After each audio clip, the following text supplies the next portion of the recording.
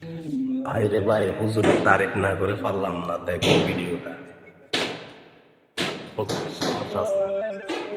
তখন আপনাদের মার্কা ছিল না, তখন দেশ নায়ক জনাব তারেক রহমান এই দাড়ি টুপিকে সম্মান করে নিজের দলের পরিচয় আপনাদেরকে দিয়েছে, নিজের দলের মার্কা আপনাদের হাতে তুলে দিয়েছে, নিজের দলের মার্কা তুলে দিয়ে এই দাড়ি টুপিদের সম্মান দিয়েছেন।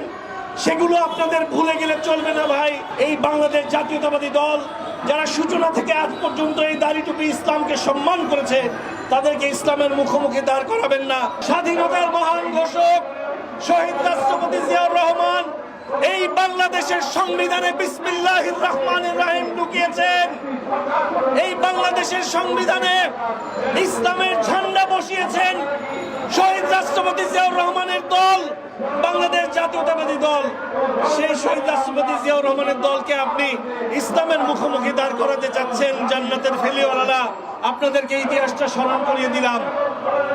আরেকবার খেয়াল করে দেখেন, এই শহীদ রাষ্ট্রপতি জিয়াউর রহমান যখন একটা রাজনৈতিক দলের তাদের সেই স্বাধীনতার সময় ভুলের কারণে এই বাংলাদেশের রাজনীতিতে তওবা করে রাজনীতি করার দরজা বন্ধ হয়ে গিয়েছিল, মনে রাখবেন আল্লাহ সুবহানাহু ওয়া তাআলার কাছে তওবার দরজা মৃত্যুর ঘর ঘড়ি ওঠার আগ পর্যন্ত চালু থাকে।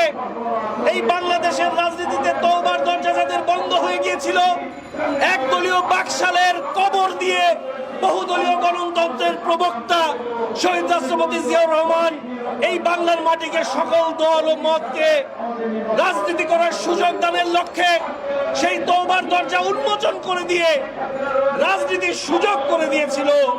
তওবা করার নসিব হয়তো তাদের হয় নাই, কিন্তু রাজনীতির সুযোগ করে দেওয়া হয়েছে।